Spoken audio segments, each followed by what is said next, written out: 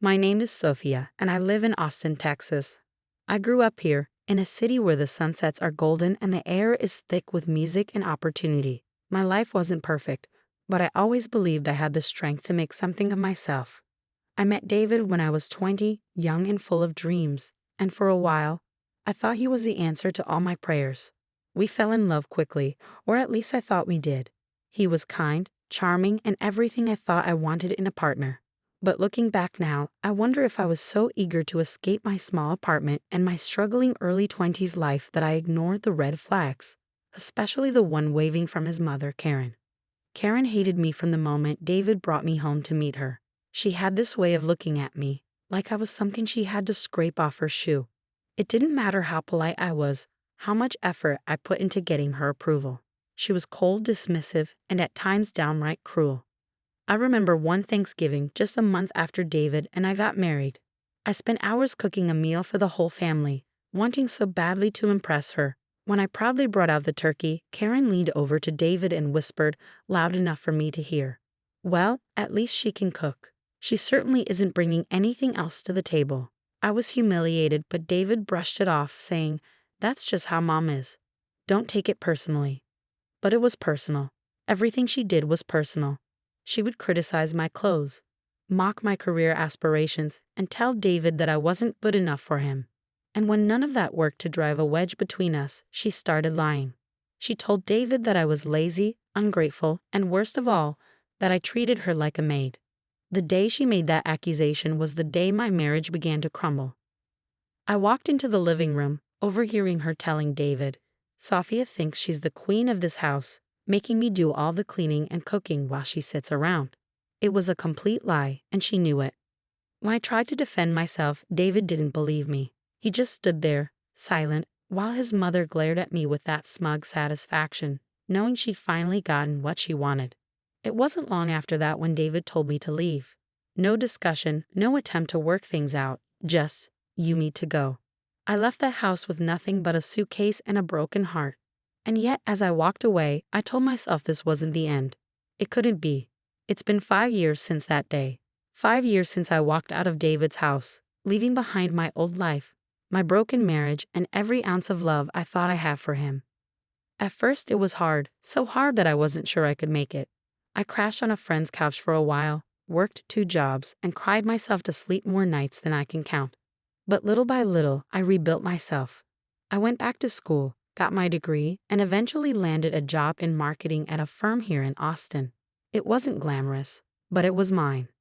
I made new friends, people who saw me for who I was and supported me in ways David never had.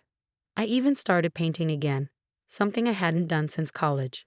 My tiny apartment became my sanctuary, full of bright canvases, potted plants, and the kind of peace I never thought I'd have. Life was good. No, life was great. I was happy, independent, and for the first time, free from the weight of trying to prove myself to anyone. I hadn't spoken to David since the divorce. As far as I was concerned, that chapter of my life was closed. So when my phone rang one Friday evening and I saw David's name on the screen, it felt like the air had been knocked out of me. I almost didn't answer. Part of me wanted to just let it go to voicemail and pretend I hadn't seen it. But curiosity, or maybe some lingering masochistic instinct, got the better of me. I picked up. His voice was shaky, panicked even. "Sophia," he started. I didn't know who else to call. Hearing his voice again after all these years was jarring. For a moment, I couldn't respond. All I could manage was, "David, what's going on?" And then it all came pouring out. Karen had passed away. Cancer, he said. She'd been sick for years, apparently, but I had no idea. Not that I would have. We'd had no contact since the divorce. He told me how he'd spent everything on her treatments, trying to give her the best care he could.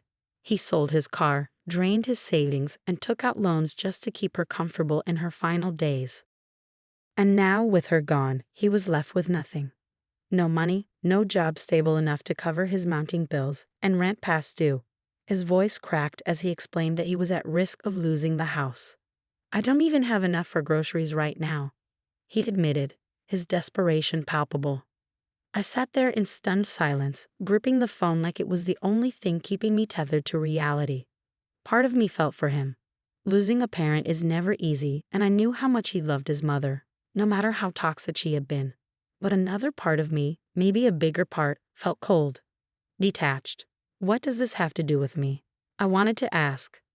Sophia, he continued, I know I don't deserve your help after everything, but I'm begging you. I'm drowning here. I could hear the strain in his voice, the weight of everything he'd been carrying. And for a split second, I felt a pang of guilt. After all, this was someone I had once loved, someone I had promised to spend my life with. But then I remembered.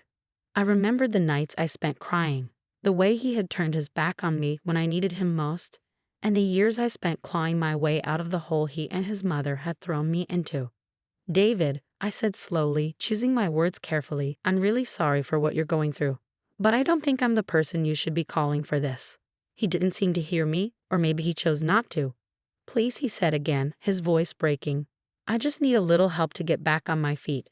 Anything you can give, money, a place to stay, just until I figure things out. The audacity of it all hit me like a wave. This man, who had cast me out of his life without a second thought, was now asking me to save him. It was almost laughable. But instead of laughing, I felt my chest tighten with anger. I don't think you understand, I said, my voice firmer now. When you kicked me out, you made it clear that I wasn't part of your family. You didn't believe me when your mother lied about me. You chose her over me every single time.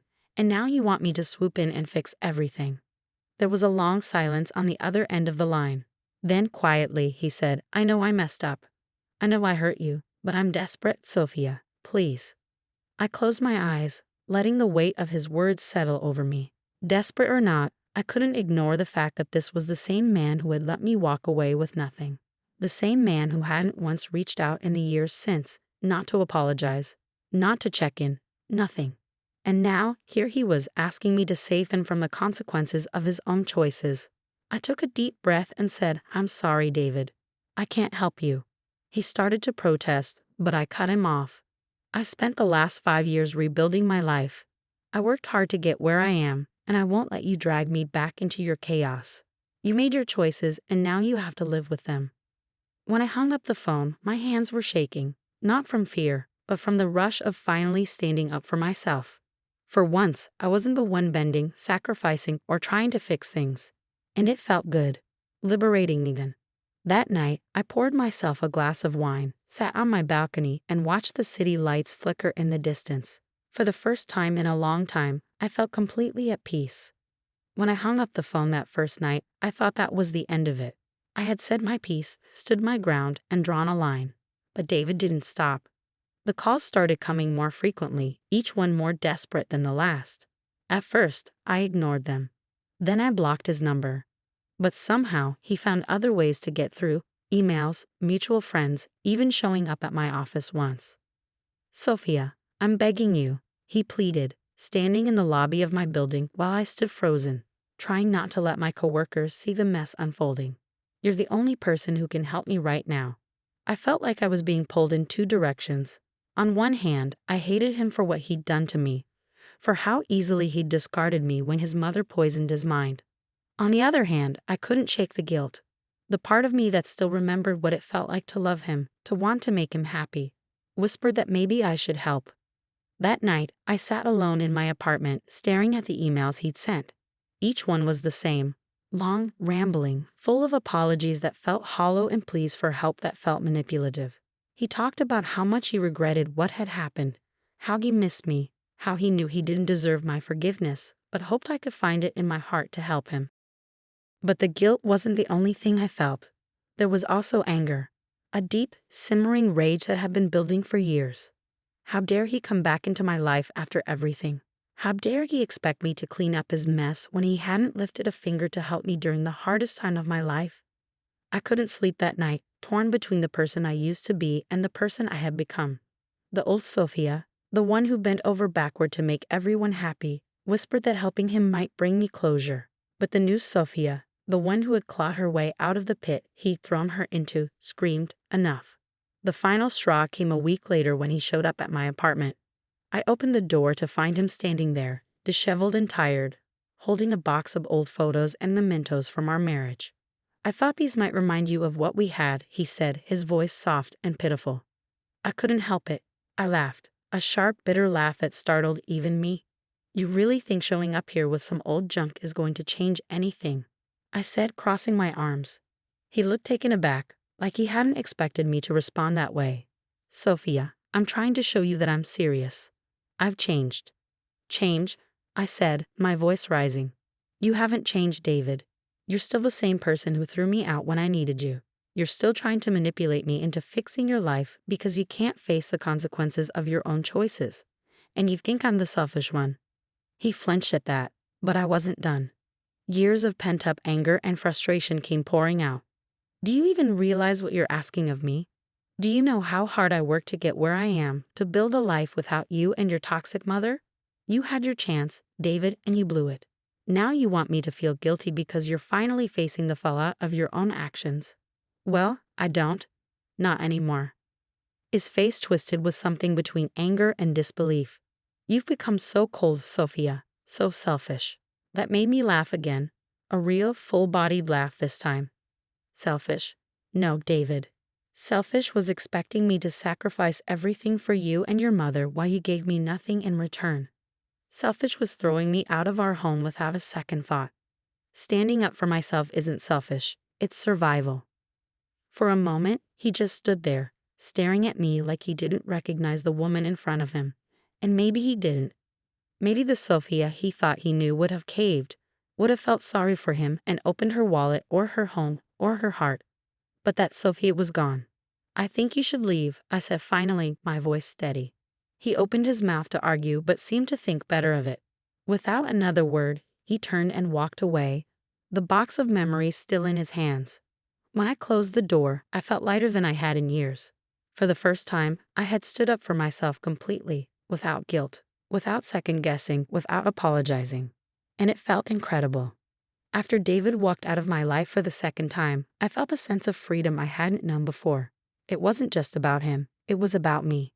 About finally choosing myself over the people who had drained me for so long. That weekend, I hosted a small dinner at my apartment with friends who had become my family. We laughed, shared stories, and toasted to new beginnings. My walls were adorned with my paintings, bright, messy bursts of color that felt like a reflection of the life I built. As I sat there, surrounded by warmth and love, I realized how far I'd come. I wasn't just surviving anymore, I was thriving. I had a career I loved, people who lifted me up, and a peace that came from knowing I had stood my ground. I didn't need David or Karen or anyone else who tried to dim my light. I was enough, just as I was. And for the first time in years, I felt truly, completely whole.